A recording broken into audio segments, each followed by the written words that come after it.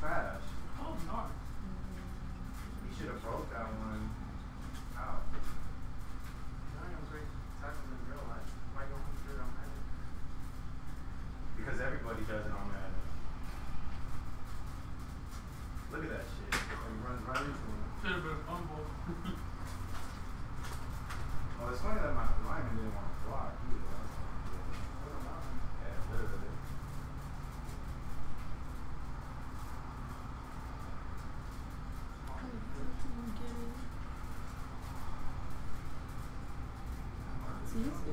I'm so lost. Trash, dude. I'm live? Okay, so y'all can see me on YouTube or no? Like, I don't know if y'all can see me. And then nothing the rest of the season does? There we go. Alright, now I'm live. There we go. Alright, so I'm ready for you. Unless it's like next after it's by like 12 pick or something. There's a couple teams I'm saying like I'm Sorry. The greatest thing ever. God, that looks so awful. Why does this look so bad?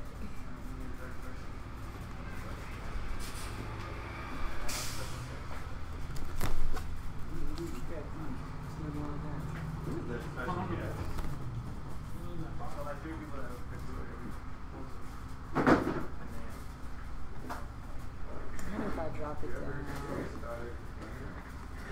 Will it look a little bit better? Because that is just so bad. Alright, so let me turn shit with you. If I can. Will it show both sides? Alright. There's like a delay on the shit. Let me go. I could have went to like 3 different players. You were playing the run the whole time, man. I said you gotta give him his fantasy points. Oh, That's 3 touchdowns for him. that was just 9, so I have to rely on these two then. Alright, so. What's up, everybody? Alright, so go ahead, introduce yourself. Hold on, what camera am I looking at? That one? It doesn't matter, any of them. You really should probably be looking at that one. That one? There's like Too 1, many 2, cameras. 3, 4. We got 4 Too many cameras. Alright, what's up, everybody? My name's Charles. I'm the owner of B.L.U. and VHC Threads. Well, one of the owners. We got my boy Abe over here in the cut. We put him on after we established everything, but yeah, we're located in Phoenix, Arizona. Make sure you follow us on Instagram, B.L.U. and at BHC Threads. And yeah, let's get into it. So, everybody, well, I always plug you. Everybody always used to ask me, yo, who's your plug? Da da da da da. Yeah. Especially when we first started. Like I first started buying from you and everything like that. So, I think that played a big part in launching the brand. You think so? Yeah, just word of mouth. Yeah. I mean, I feel like that's with any brand, though. Yeah, right? yeah. You know? I mean, it's a little different nowadays. The way Instagram switched up their, I keep forgetting what it's called. What's it called, Jim? Algorithm. How do you say it? Algorithm, tomato. You know. But once they switched that up, it like completely changed the game for social media, I think. Yeah. So what helped me out was I started a little earlier than most. How would I explain it? You see a lot more upcoming shoe stores now, so it's a little harder to distinguish who's who and what's what. You know what I'm saying? And then you still have, like the smaller resellers that that are still like hustling off of Instagram, like how you started. Yeah, and that's what I mean. Like it's a little harder now. Like I think personally, just because there's a lot and they switch up a lot of things. So at the end of the day, my biggest thing is like if no one can see it, no one can buy it. You know what I'm saying? Right, so it's just you got to put in extra work. If that makes sense now. Yeah. It was a little more easier a few years ago. Yeah, a few years ago it was a lot easier, but I feel like not only social media changed that dynamic, so did, Jordan seeing how much people were making off of resale prices and upping the price. Yeah, now they flooding the market with everything. Yeah, like I remember when I first copped from you, when I copped my Olympic 7s, I think you were only like $40 above retail. Yeah. Like I was like, and that's the thing. That's when shit was selling out left and right. So it just made a big difference back then. Yeah, and now you got so many different brands. Like, who would have thought Adidas would have came back? Who would have thought that? Yeah, there's a lot of of different things that no one would ever have expected. You know? Yeah, like Adidas came back with the quickness. Like the first they had, now they got the Yeezys. Then they got the Puma has it with Pharrell, right? No. Or is that Adidas too? Adidas. Okay, cool. Puma has Rihanna. Yeah, I know they have Rihanna. I just couldn't figure out if they have Pharrell or not. And I should know that, but I haven't paid too much attention since they don't come in my size. Yeah. So it's not like I can wear them anyway. What size you wear? I wear a 7 in kids. Oh yeah, they come in your size. Too damn expensive, like for my size. Still for the Yeezys too. Like I haven't mustered up the strength to pay that price yet. Yeah, like especially your size is up there. I tell you that. Yeah, it is up there because it's popular for men, for women, for kids. Like there's a lot of Adidas probably the top seller right now, to be honest. Yeah. And then Retro is right behind it, but. Retros are timeless, you know, so they always gonna sell regardless. They're always. But also, I think people are not buying as much because they're not as happy with the quality of the shoe. Yeah, I mean that's like, always played a part. Yeah. Even back in the day, you got the older heads who complain about quality and stuff like that. Yeah, but for you to keep upping the price and you're not improving the quality, actually the quality is going down. Like I looked at my closet the other day and I was looking at the boxes and I'm like, yo, look how the boxes have changed and I haven't even been collecting. Quality. Yeah, the box quality has gone down. It actually has gone back up a little bit to me since they changed to the gold and black instead of that flimsy ass. Yeah, flimsy ass white and black and just terrible cardboard. Like I've crushed so many boxes in like the moving process from moving from coast to coast. So that's just ridiculous. But also I wanted to talk about, first of all, if you don't mind telling people, how old are you? I'm 26. All right, so 26. 26. 2 stores. I feel like I'm 50. For real. You feel like you're 50 from like keeping up with the overhead? Just everything. Yeah, I mean. Hey, life. Yeah. Nah. I mean, well, you got a lot. But I mean, like, that's the biggest thing. A lot of people don't understand, like, no matter what somebody do or like how it comes, it's not gonna be easy. No matter what you do. No, not at all. No. So it comes with a lot of BS and extra stuff, but you just gotta keep grinding. Is there anything that you wish you would have pursued that you didn't pursue? As far as what, like in general? As far as like building your brand, going more towards your brand. Like teaming up maybe with another brand or. Honestly, I don't think so. Just because I feel like I wouldn't change nothing about my past. It made me who I am today and made the brand what it is today. And you just appreciate stuff more like that. You know what I'm saying? You can't really live in the past, I think, because it'll just hurt your confidence and stuff. You know what I'm saying? Mm-hmm. It'll kind of be in your back of mind like, damn, I should have did this. I like to live like basically doing what I feel is right for the moment, just because I don't want to be living like, oh, what if I would have did this? What if I would have did that? True. Like I said, it will haunt you for real. Yeah, it will. It most definitely will. It will haunt you. It will like follow you. Like I'm telling you, there's a lot of stuff we tried that didn't work. But I mean, if we never tried it, we always be like, oh, what if we would have tried this? So, yeah, I mean, true. That's basically what I'm asking. Like, have you had any opportunities or any ideas that you were like, damn, I should have did that? Or because it could have took me here, or not like in a sense of regret, but more so like damn, I like hindsight is 20/20 type of situation. Yeah, honestly, not really. I can't think of that off the top of my head. I mean, we work with a lot of different stores, brands, stuff like that. Just because I feel like, you know what I'm saying, we got a big enough platform where we can help a smaller brand coming up. Why not? You know what I'm saying? At the end of the day, everybody can eat. And I always felt like that, so there's no reason to be like, oh, nah, I ain't fucking with them. Just because they try to do the same thing, you know. I mean, we still fuck with Urban Necessities hard, Vices, a whole bunch of different other shops too, you know. So actually, a lot of people I know actually own their own shop too. So it's one of those things like. But are you the youngest out of everybody? I'm probably one of the youngest. I know some people younger than me, though. I know some people like 18, 19 doing their thing. Well, yeah, I know, of course, a couple of 18, 19-year-olds that are definitely, like, reselling. Yeah, I definitely know that. Like, a lot of the older people are completely amazed by it. Like, how are you able to buy a whole new, brand new Lexus and all this other? Like, you don't understand, like, them Yeezys go for a down payment on a car, pretty much. That's another thing, too. I think, like, back when I was growing up, it was a little harder to get you know what I'm saying? Not necessarily get money, but like how you got to hustle. Nowadays they got shoes, they got so many different legal hustles that kids can do, and they're just getting hip to it more. I mean, I feel like that it's dope that they have a lot more legal hustles for people to get into to keep kids off the streets. Yeah. But I think at the same time, it's like it's fucking up the game. Like it is, but it ain't. If that makes sense, because it is as far as like. It is as far as like it's not how it used to be. You can't just walk into Foot Locker at 3 p.m. on a sneaker release and still get your size. Like them days are long gone. Back in the day, I used to think like that, but like just like anything else, it is there evolution. You know what I'm saying? If it don't change, it'll always stay the same and be stagnant. So for it to grow, it has to change eventually. You know, like honestly, nowadays the biggest market is 18 and under. That's 90% of our buyers, I would say.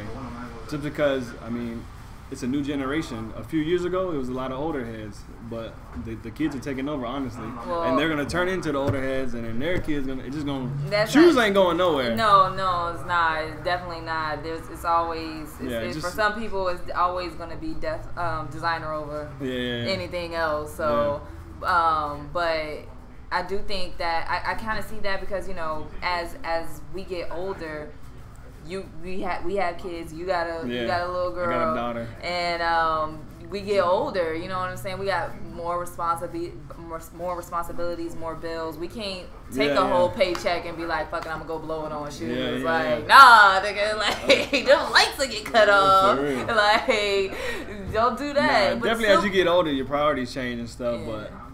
Like I said, that's where a lot of the younger age come in, you know what I'm saying? Yeah. Just to kind of take over. Because technically, that's where I started, too, you know what I'm saying? Yeah, true. I probably started selling shoes when I was 13, 14. Yeah, I used to sell shoes when there was a handful of resellers. People used to send me money orders to buy it. What? Yeah. Back then, there weren't too many scammers and stuff, so it was much different. No, it was a lot. Nowadays, I wouldn't even trust nobody. Like, can I send you a money order?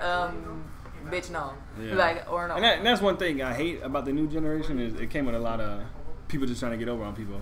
Back then, you know what I'm saying, 2006, 2007, there wasn't really too much of that. It was just people trying to help people get shoes because that's what they like to do. You know? Right. Yeah, there wasn't so many. You didn't have to take a black light to your fucking sneaker to see if it was real. Back in the day, it was easy to tell fake shoes. Just from pulling them out the box. Nowadays, you got to look at it for 30 minutes. Like, and then you look at it too long. You got to take a fucking magnifying glass. It might be real, but shit, you look at it so long, you're like, fuck, am I tripping? Yeah, you know? Right? Especially with Adidas and Yeezys and all that, it's getting crazy. It's like, I watched some of the YouTube videos about people like, okay, this is how you tell the difference between this one and that one. And I think the hardest one that I saw was the all-white Yeezy. No, the zebra Yeezys that came out.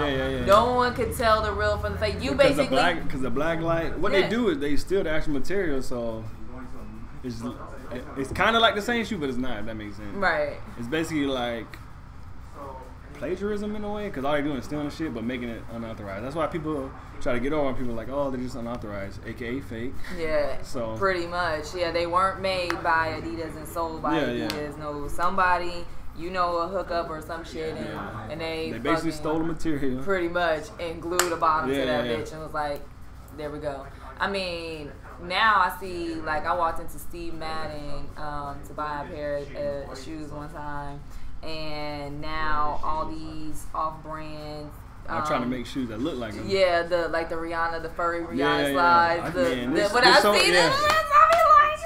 There's so many different versions of that, man. But I mean, honestly, from like a bigger picture, I don't blame them because everybody don't want to drop. I think them slides retail for $90. Yeah. And they resell for like $150 most of the time. It just depends what colorway. Now they kind of. Yeah. But that's the thing, because they make so many alternatives. So I was like, should I just spend a dub on this, or you know? Yeah, but also like I've looked at some of the other things that's a part of the Fenty collection, and I'm like, yo, you must be smoking crack to think somebody's gonna pay. Like what? Like I think she had a dress on there that for like $300 or something. I said, who the fuck is gonna pay $300 for some Puma, my nigga? I ain't been following the clothes and shit, just the shoes. I was just curious. I was just curious, and then the fact that they really put that fucking long ass do rag that she had on. on the website to sell. Like, what's wrong with y'all? Who's fashion sense? Like, somebody buying it. I tell you that. That's Rihanna, because Rihanna can pull that shit off. Somebody that's buying Rihanna. that. Man, somebody is buying it, and they look dumb as hell. You know who I really think? I don't think really too many females are buying it. I think it's the gay males that are buying it. And I ain't got nothing against gay people. Like, don't get me wrong, I'm bisexual. Don't come for me. But he said his girl bought one, a do-rag. You bought for real? Nah, he playing. Oh, alright. I was about to say, yo, don't do that, because I'll be like, yo, call her up real quick. I need to have a conversation with her after this podcast. Like, why are you're a whole female? What you need a do-rag for? Well, shit, now a lot of these rappers dressing like girls, so. Yeah. I mean, that's a whole different, we could talk about that subject if you want to. I feel like that's a very interesting subject right there. I just feel like basically gender roles are flipping. Yeah, in a way. Like, you see some ridiculous shit, but at the end of the day, I guess everyone has their own style, so I really don't judge it or care too much about it, but I wouldn't wear certain stuff. I wouldn't do that gay shit, is what you're saying. I wouldn't do that gay shit. I wouldn't be sitting here dying. Of course, I'm not here, you know what I'm saying, dressing like I was 6 years ago, 7 years ago, wearing size 40 shorts and shit, but fashion changes over time. All the time, but yeah, I feel like the tight clothing should belong to the females. I think there's a certain extent, like, as far as tight, like, this shirt kind of small.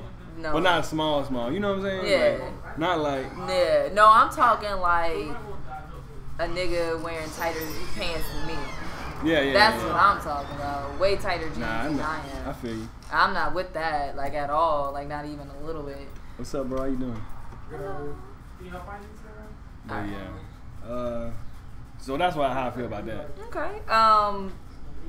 All right, so what made you... I came in here 7 months ago on my way, driving across country, and I picked up my Velvet 11s. The Velvet 11s. Oh, yeah, I remember that. Look at you! We sell a lot of shit, but I remember a lot of people. And, when I got here, you weren't even here. So, you guys, when I first came, first of all, what happened to the sneaker machine? Well, we was running the shoe drive, right, and we was giving out free plays, and then we took in a little too many shoes, gave away too many free plays, and something happened inside the machine where the key wouldn't go up or whatever, and we tried to get it fixed locally, no one could fix it. We tried to get it fixed out of town, it was taking forever. So basically, like 6 months later, they tried to tax us for a whole new one, and then to me at that point, it was kind of already getting burned out. Everyone was getting one, so we redid the store and kind of just didn't have the room for it. Yeah, he told me when I was waiting for you that 7 months ago you guys' inventory was like around the hundreds. Now it's around in the thousands. So that's around what? Great. 100. That's like when we first opened. 300. Yeah, hundreds with an S. Hundreds. That's crazy because I didn't want to say exact numbers. Nah, you good. If y'all look back at our grand opening video, we probably had less than 100 shoes. I think it's crazy just seeing the growth. Yeah, that's what I'm saying. Like, because I think the biggest thing is when you first start up, you're gonna be your hardest critic. So you just gonna want everything to be perfect. But you just gotta come to realize it don't happen overnight. So don't be too hard on yourself. You know what I'm saying? That's what I definitely try to keep in mind. And that's, y'all need to take that advice. Like whatever y'all plan on starting up or anything like that. Because here's a lot of people's problems. They have a good idea. And they try to make it perfection. Nah, not even that. Like, they might post it for a day or two. You know what I'm saying? And not many people fucking with it, so they get discourged. Where it really just takes time. You gotta plant the seeds. You know? Yeah, you gotta keep pushing. You gotta definitely have it. I mean, that's what definitely happened to me when I first started. When I did YouTube on my own. When I first started. Now that I'm doing the podcast, like, this feels a little easier for me, a little more at home, because I can interact with people and I can talk to people, and then I get a chance to come out and sit down and chop it up with people like you. Where it's just like, you know, I've like, it went from like I feel like social media isn't social media. It's not how it's meant to be. Whereas you and I met through social media. Yeah. And now look, we're here actually having a conversation. Yeah. That's it's what crazy, social media is for, to meet people, go out and talk to people. But people just in their phone posting news and all some old crazy wild ass stuff, shit. Really. I mean, like, a common misconception is you can't make no money on social media, which you can technically, you know what I'm saying, but people just using it the wrong way. Right. And another thing about on the social media aspect, what was I gonna say? What I was gonna say. A lot of people think that there's no money behind social media.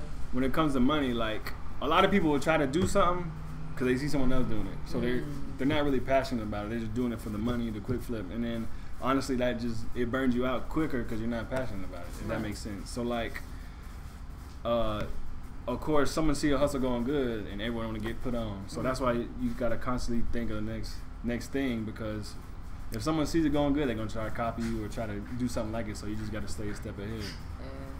I feel that most definitely. I definitely tried to. I think that's why my YouTube page didn't turn out as well, because I did try to do it for, I guess, proper reasons. But this is a lot more complicated. Yeah. But I'm doing this because I. But even in that sense, like, YouTube is probably one of the hardest things to get like subscribers and stuff. You just gotta keep working at it. I think Kais was talking about. Kais is one of the biggest shoe YouTube dudes there is. I don't know if you ever heard of him, but he's a good homie of mine. Alright. He didn't want to be on camera, so I can't. Not him. That ain't him. Oh, okay. Sorry. Him? Nah. Right. He's out of Cali. Right. I just looked over there. Alright. Yeah. I thought when you said it, you looked over there. I thought, well, nah. Well, but he basically started in 2007, I think. I was watching one of his videos the other day. He really didn't start getting paid to 2011. Wow. So that's a big, you know what I'm saying? Yeah. So to keep at it, you know what I'm saying, not doing or not making no money off it, you really gotta like to do it. You know? you really gotta enjoy doing it. Like I said, a lot of people want stuff to happen overnight. They don't want to put in the work. Yeah, I feel you. Like I said, I definitely try not to get discouraged, but I do sometimes. But every time I think about, Yeah, you ever seen that meme where it's about an entrepreneur? It's like, life is an entrepreneur, and be like, oh, this is a good idea. Fuck, my life. Oh, this is great. Oh, I should just quit. That's literally how it is. Yeah, no. This isn't like this is my first time definitely doing like starting something from literally nothing. Yeah. Everything that I've taken as like an entrepreneurial route was just like a skill set that I needed to learn, or a matter of like just purchasing something and pretty much just keeping it going. Once it was already started, and all I had to do was keep it going. Right. This is the first thing that I'm going to be doing, that I'm starting literally from ground zero. And building up. That's the hardest part. And right now, like before with my YouTube videos, I wasn't even like I just started straight out on YouTube. I didn't even like pick anything up or anything like that. With the podcast, I'm growing it off of my fan base. Yeah. So people who already are looking at me, already watching me, like I'm just adding that to it. And I'm so glad that I just started. What's up? How y'all doing? Oh, this is gonna be good. People gonna watch this later and they gonna be like, yo, what the fuck? What's good, bro? Let me know if y'all have any questions. But yeah. What would you say was the? First of all, I wanted to go back. Why did you decide to start Ben Had Those? I mean, they do, but they. Honestly, I personally always been into like vintage clothing, and before the thrift song came out by what's his name, Macklemore. Yeah. I was already doing it, just buying clothes and putting them on eBay. Mm-hmm. So it got to the point where I just had too much stuff. It was like might as well, you know. That's true. Yeah, because I think once you had started up the website, like actually really started pushing people to the website.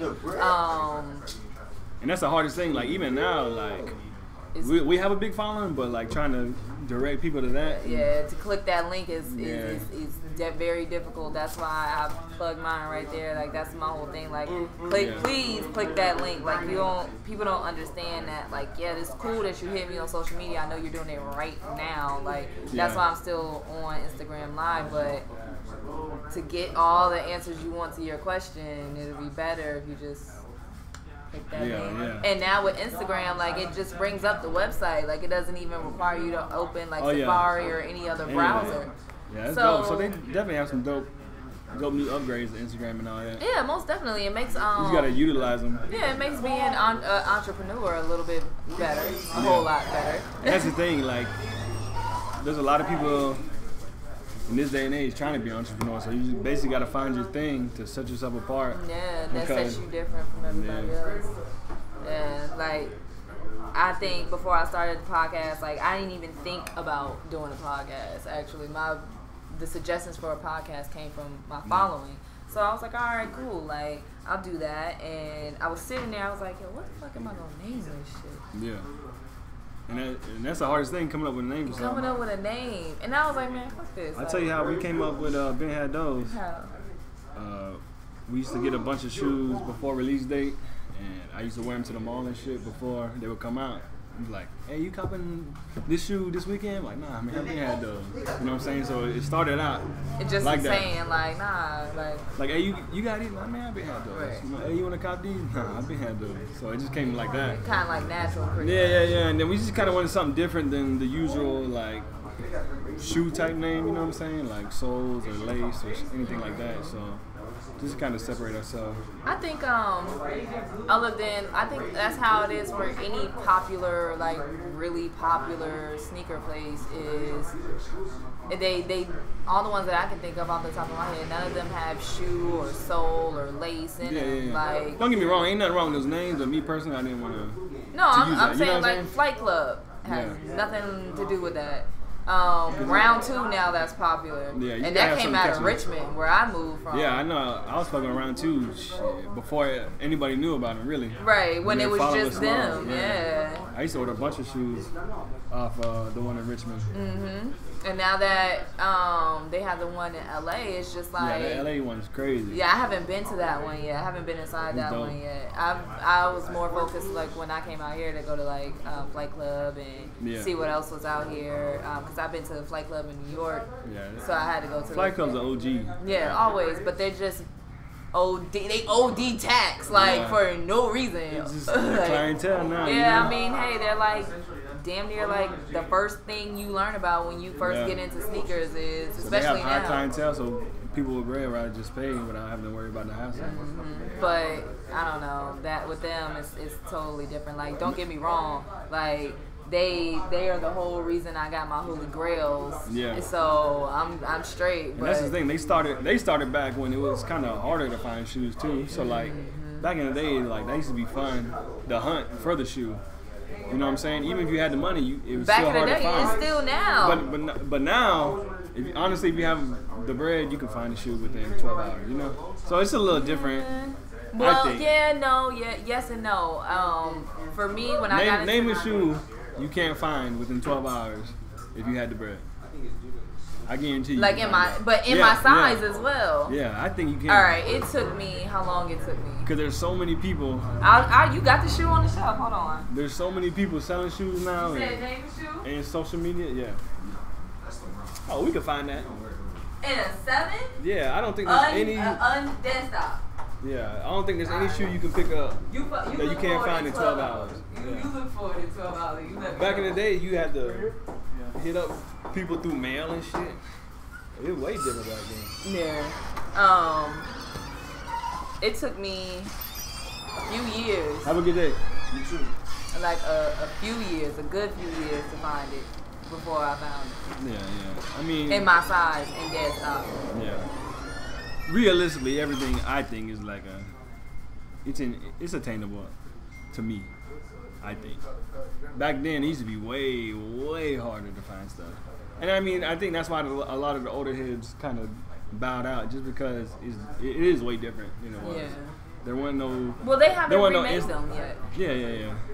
That's what I'm saying. Like, you find a size 7, that's the desktop. We can find one. You screenshot it. Like I You said, let me the know. price might be high. That's why I said. Oh if you yeah, have no. bread- I know the price is gonna be Yeah, high, we can find but it. they haven't remade the 22 since Them they 21s, came out. yeah. 21s. I'm sorry, That's since they came out in 2000.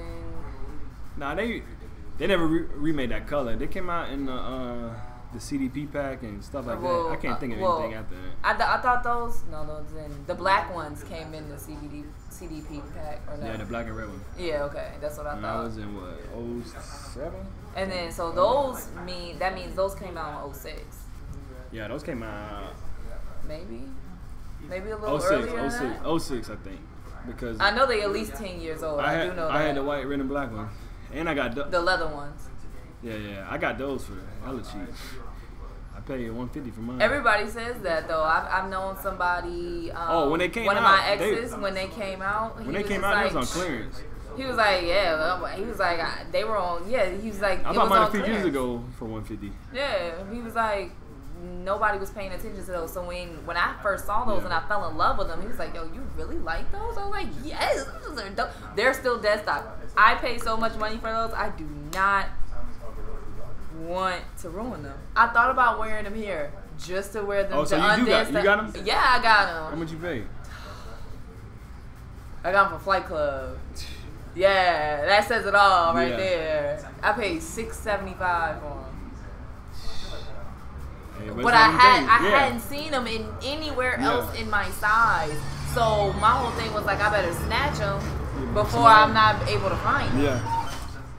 So I paid. What's crazy is I paid $675 for those, and then the Concords I bought for someone else at the same time, and they were both the same price. I was like, how? It'd be like that sometimes. I was like, that is crazy. Yeah. That is crazy. But then he also wore a size. He wore 11 and a half in the Concords. You say you were 11 and a half? He did, the person that I bought them for. Oh, okay. So I was like, okay, I guess that's an even swap out then for the shoe that hasn't released since that colorway since it first came out. Yeah, that Concord still goes in. Yo, I remember that. I remember that release like it was yesterday. Me too. That's when I first moved to Arizona. So where are you from originally? Florida. I grew up in Jacksonville, Florida. Then I was living in Georgia for like a few years, and I came That's out what I thought when you were like I was gonna say Atlanta, because you definitely have that vibe too. Yeah. Nah, I be in Atlanta a lot, but I ain't from there. All right. So when you first moved here, that's when you had. I moved here in October 2011, I think. And when I moved here, I wasn't even into shoes like that. Like, I was taking a break. I sold a bunch of my shit, so I was just rocking whatever. Some random. I mean, I'm still fresh, but rocking some random shit, you know. And then what got me back into it was the DB4 release. I was at the fair, and you know how they got them people cleaning shoes and stuff? They were just talking shit about shoes. I was like, man, I've been doing that. You know what I'm saying? That ain't shit. And they're like, you copping the shoes that come out tomorrow? And I honestly didn't know what they were because I wasn't following this shit. You know what I'm saying? So, oh shit, let me check it out. And I camped out all night alone, basically, because I ain't know nobody. So I was just chilling. I still remember this shit. I had a white tee and some basketball shorts on. It was cold as shit. But waited all night. Still didn't even get them.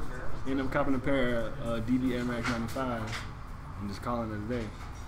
And then after that day, I was like, let me hit up some of my old cats I know because I ain't doing this shit again. I ain't camping out no more. Yeah, for real. And then that's when networking come in. Like, I lost a lot of numbers and people I knew, but I reconnected with a lot of old cats I knew, and then it meshed. Yeah. Fell through, yeah. And that's the biggest thing, networking.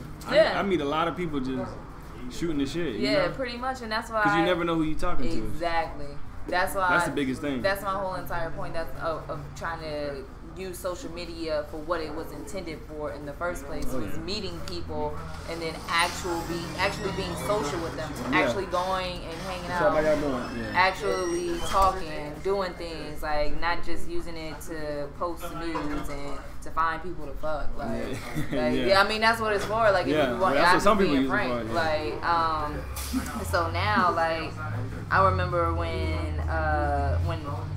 it dropped. When the Concords dropped, that was my first camp out, and it was me, the person that I was with at the time, my younger cousin, and my aunt, and it was wild, crazy. We're standing out in front of the mall. It's so packed, so many people in this small area. As soon as they opened the door, people took the fuck off. I was like, I can't run. That was I made a YouTube video a long time ago about that, actually, the release. So that was years ago. I was making YouTube videos a long time ago because my boy got a car shop, and that's how I started out, just making videos for him. So my YouTube always been monetized. So I was already getting a little some change out of it. Before, like, Hustler over here, he need to write a book or something. Shit, I need to. You should. You been doing this, been doing that. Nah, I mean, and it's crazy how that shit started out. But yeah, so that was a crazy release. I think that changed the game. Most definitely. I feel like because after that, like everything changed. Then came raffles. Then came drawings. Like that sneaker release. So I want to say from like definitely changed the game. 2011 to probably like 2013, 14. That was its own era. Yeah. I think. Yeah. Most definitely because everything was changing. Because you had a lot of cats who never really fuck with shoes. They seen, oh shit, the Concord I can make dumb bread off of this. And like, that's what happened. Yeah. I didn't get the sneakers that day either. But I was so mad that I didn't get them after sitting up all night. Yeah. That I bought them for Flight Club the next day. I was so mad. But see, at the time, also, then again, I was still living at home. Yeah. So I think I was like, let's see, the Concords released, what, 2012? 11. 2011. The end of 2011. Okay, yeah, December. Right. So, I was fresh out of high school. I graduated in 2010. Me too. So, fresh out of high school, like, rocking with the shit. I think definitely I think it's because the Concord set off that holiday release for every year. Yeah. Because I remember the year before that was the Cool Gray? The Cool Gray? No, Space Jam was 09. Cool Gray was 2010. I remember going... Anything before 2010, unless I really wanted the shoe, I ain't gonna remember. I remember going to Valdosta Mall at like 6 p.m. and I caught like 3 or 4 pair of Cool Gray 11. So the hype, I mean, people were still buying them, but it wasn't crazy as when that's what I'm saying. Like, if it wasn't the Concord release, it was the fact that they were dropping popular 11s every year. Not only that, like and during that year, in like the following years, they weren't really dropping too many. Like nowadays, every weekend something's coming out. You know. Sometimes 2, 3. 2, 3, 4, 5, 6, 7. Yeah. Back then, it was like maybe 1 to 3 a month tops. You know what I'm saying? And that was just mainly Jordan. So people would just save the bread. You know what I'm saying? So there weren't that many options. So like you either cop these or you ain't getting shit else for another month. Nada. Now they drop, like I said, every weekend. Every weekend.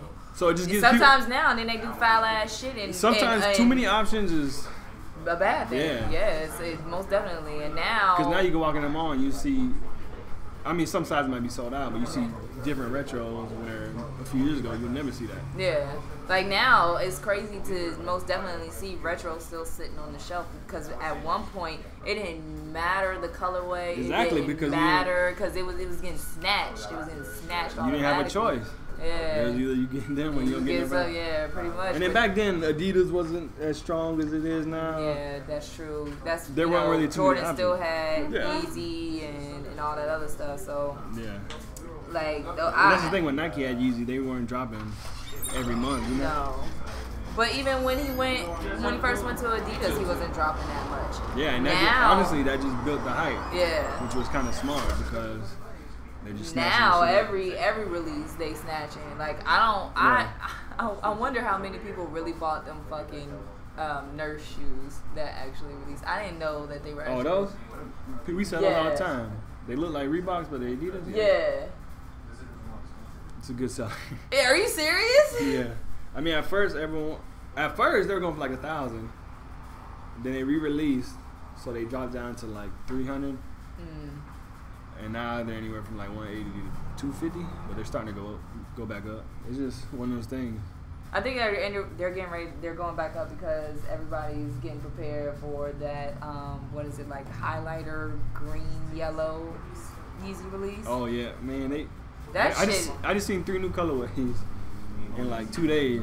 That shit, man. Like the shoe retails for $220.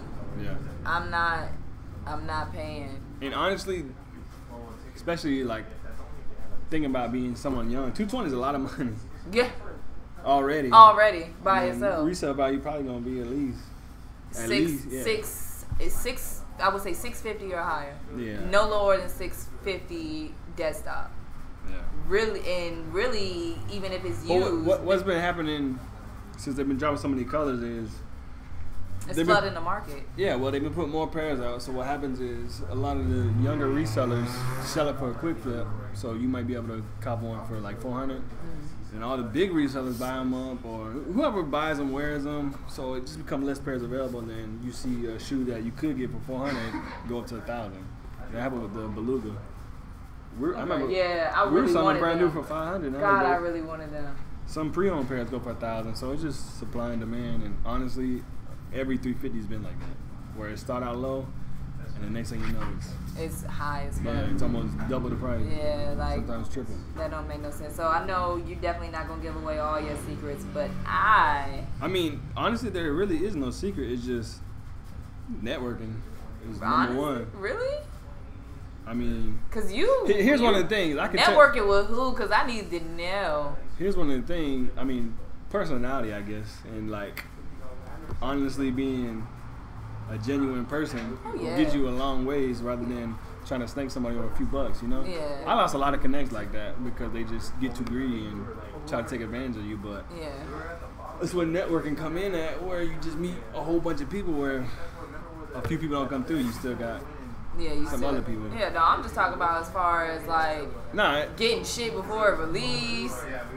Honestly, networking, just knowing the right people.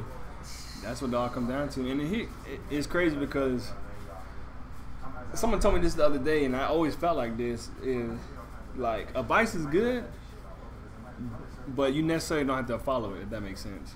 Like, I can tell you every single thing I've done, literally every single thing, every right I made, every wrong I made, and you can do the same thing and the outcome will be totally different. Yeah, that's science anyway. Yeah. That's one of the first things you learn. But like a lot of people get too caught up in like taking somebody's advice where they try and it gets fucked up. They're like, oh man, what the hell?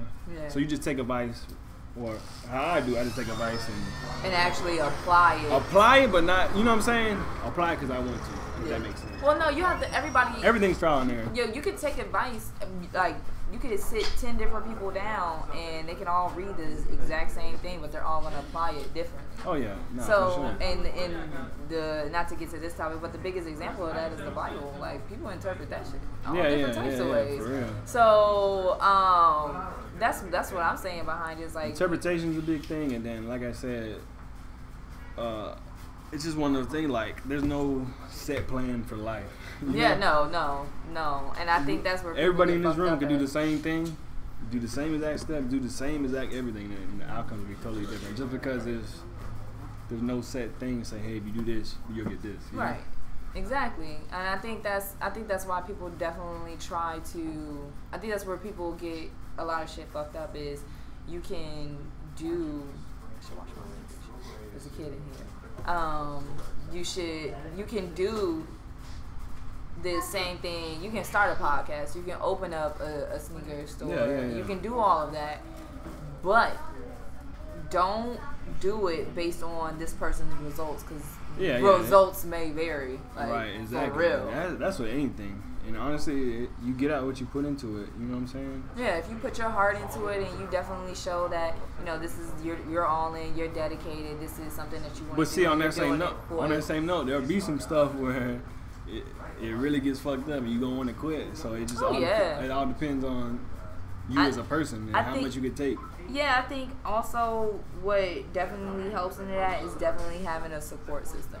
Yeah. Because when you're ready to quit, like you gotta have your support system there. Like, well, look how far you came. Like, you've done. Because when you're grinding and you're hustling, you're only looking forward. You're not looking at, well, I got this and this took me here and this got me here. Like I said, how many times do I have to keep going back to this? You started from Instagram to you got your own sneaker convention. Like, you got all that. I mean, that's the thing. You just gotta stay on top of it. Try to figure out the next thing. You know what I'm saying? I mean, you don't want to stay stagnant. What happens with a lot of upcoming small businesses is, I wouldn't say it's easy to go up, but I mean, you can go up. You know what I'm saying? You just gotta put in the right work. And then what happens is, you don't know how to keep going up, so you plateau. and then you start sacrificing basically your values just to try to find something to go up. Yeah, and then you might devalue the brand by doing something not necessarily stupid, but like, oh, you don't know how to do it, so like say you was selling shirts for $40 and now you at a plateau. Oh fuck, we gotta get rid of this shit. $10. Now you just digging yourself in a hole. You know what I'm saying? And that's what happens with a lot of brands is they plateau, they get discouraged, start going down, and then they just basically wipe out and sell out and just be like wipe their hands or they cut their losses while they can. But I think what it is people get to a point in a business. Those types of people get to a point and they're like, okay, I'm comfortable here, and they try to make it their status quo. But you can't do that being an entrepreneur. Yeah, you have to can't keep get going. comfortable. You can't get comfortable at all. The only time you can get comfortable is when you're like, all right, I think I'm about done with this, and hand it off to somebody else. And that's normally when you're older. Being comfortable builds complacency, and complacency just breeds failure. So I mean, you got to keep pushing. That's definitely something right there. Yeah. I feel that. And see, that's the thing. Like me growing up younger, I listened to a lot of older heads, and that come back into play. Like not necessarily taking advice, but taking it. You know what I'm saying? Like, oh, they've been through this. What can I do? You know what I'm saying? It's just listen to a lot of older heads. You get a lot more. I won't say what is it. A lot more wisdom. I mean, there's definitely some stuff that my pops tried to tell me back in the day, and I'm like, man, nah. And not necessarily I agree with what he was saying, but I see where he was coming from now. Right. If that makes sense. I definitely feel that like, but at the same time, like I listen to my mom, and I definitely like, especially when I was younger, like my mom always like I used to get mad all the time, like. And that's the thing, because at that time you don't see it, you just see what's in front of you. What's in front of you? Like my mom definitely gave me some good advice when I was younger. Definitely said like. When I used to get upset because I would be like, oh well, I want to do this, and then I wouldn't mind grinding and hustling and saving my money up, saving my checks up to go to a concert or something like that. And if the ticket was $150, I'm gonna pay that because I want to be close. I'm not gonna pay $25 and sit out in the field and like I watch this nigga at home for that. Save my gas, my money, and my time. Like I want to see this person like right here, you know? Yeah, no, for sure. And nobody wanted to pay that price like for a ticket and it always would make me mad. My mom was like, you know, if you sit around and wait for people for forever, like your friends, you'll be waiting forever. If you sit around and wait for them till they have their money or they want to do this or they want to do that, you'll be sitting around waiting for forever. Exactly. You outgrow friends too, not necessarily in a bad way, but like you just you like those. You don't want to be stagnant, or y'all might have different goals in life, you know? Right. So yeah, I feel that like, and I think that's like a lot of people always ask me like, yo, how did you become this smart or this or this that or this aware or this wise? And it's just like I've gotten comfortable with myself. Yeah. With me being alone by myself, I've accepted everything that I am. Yeah. Flaws, mistakes. I ain't got nothing that I can hide. Ain't nobody perfect. Yeah, nobody's perfect. And I think that's what stops people from actually succeeding. Number one, they want to hold on to their friends. Yeah. They're too afraid to do things by themselves. They're too afraid to go through things by themselves. They're too afraid to start up a big project like this because they feel like, oh, I can't handle it all by myself. And they start doubting themselves before they even start. And that's what I said, like, you'll be your hardest critic. Self-doubt is probably the worst dream killer. Yeah, man. Your first thought is, oh, I can't do it. When in reality, you can almost do anything you want to. You just got to put the effort in. Not almost, nigga. Donald Trump is our president. You can do anything you want to do. A man I'm saying, I was going to say, I want to build a rocket ship. If I wanted to build a rocket ship, I mean, I guess I could learn how to. But you know what I'm saying? You literally can put anything you put your mind to. Anything you put your mind to, you can most definitely do. This man had no political background at all and won. And here's another, he had bread though. So, but that's the thing. That's what resonated with a lot of people. But they're not looking at, first of all, he was born into this world with that. You know what I'm saying? Yeah, well, that's the thing. Like, on the entrepreneur side, like, a lot of people have good ideas, but they don't have a startup. You know what I'm saying? Yeah. So, a lot of people come in with money, it just gives them an extra boost because they can do a lot more things because they have the bread. Like, I definitely feel that, most definitely. I think my podcast is a little more successful because I have the funds to put into money for microphones, paying for the website, paying for different lenses for my camera, being able to leave my house five hours away and driving here. You know what I'm saying? I have a vehicle and I can do that, and I can afford the gas. And if my car broke down, I got insurance, I got all that. You know what I'm saying? I got things in place to take care of the business that I need to take care of. And I think people definitely try to start up with like no funds. But here's one of the things, like, in some circumstances, you kind of got to, or else you'll never start. Or you'll never start. Yeah, that's what I was about to say at the same time. It's like, because some people get off the ground. Like, I talked to a lot of different business owners and stuff, and I was talking to one of my older homies. He owns Roughneck. It's a very successful t-shirt company. They do a lot of screen print and stuff like that. With their own brand and for different brands. But he was saying, like, starting up is probably the hardest thing, especially if you working a regular 9 to 5. Legal hustles, like, it's hard to save bread. You know what I'm saying? To start up. You talking to somebody who's still working a 9 to 5. And that's what I'm saying. Like, but I text you, I was like, look, I don't get off till 2 a.m. And so that, but see, I think that's what discourages a lot of people. They're like, well, how will I find the time to do this and do that? And see, there's 24 hours in a day, and I'm telling you, and we all got the same amount of time. Same amount of time. There's enough time. I mean, you just gotta want it. Yeah, you just gotta want it. And then I think also some people want to start so bad. I think the contradiction, the flip side of it is sometimes you do need to have. You're gonna have to wait. Like you just need to wait. It's a little bit longer. Yeah. So I think it depends on the situation. It goes both ways, I think. Yeah. Like, or you can start up and you can do this, but this is your max for right now. You know what I'm saying? Yeah. Like, I definitely am blessed, like, to the point where I work from home, so I can sit there and turn work and work. Like, literally, my Mac's right here, my work computer's right here, and I'm tossing back and forth, like, working. That's dope. But, you know, at the same time, like, even if I didn't, I would be taking any amount of time that I could to work on the podcast. It would just be coming at a slower rate. Yeah. So you just have to keep applying that pressure, I think. And then eventually something is going to break. I feel like sometimes people are waiting for literally opportunity to knock. Yeah. And there's no door. 9 times out of 10, that shit ain't gonna knock. No, it ain't gonna knock. I'll tell you that right now. It's gonna basically fall into your lap. A good advice that someone asked me, like, if you want to do all of this stuff and you see yourself at this end goal, if it happened right now, your end goal happened right now, would you be prepared for it? And I think that's what helps people, like, have that mindset of, like, wanting to be prepared. Like, if it, like, one of my goals for the podcast, if Sway walked in right now, was like, I want you on my show on Sirius XM, I would be prepared for that shit. I'd be like, nigga, what?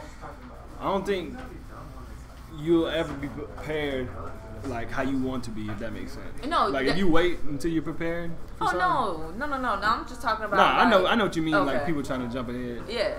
And stuff like that. I mean, honestly, that's what a lot of people fuck up at, because they just want to. They want to hurry up and get to the end goal. Yeah. But all right, so we got like 47 seconds left on this for Instagram Live. We're going to peace out, and then I'm going to bring back up when we get to Ben Had Those Threads, his second shop. Definitely get some footage from there, and we'll be back probably in like what? How long you think it's going to take us for us to get there with this truck? What time is it? Probably like 30 minutes? 30 minutes, all right. 30 minutes, but give me about 45 minutes to an hour. For real. Because you know how niggas are. I got to reset up and everything like that. All right, so we'll see y'all in a few.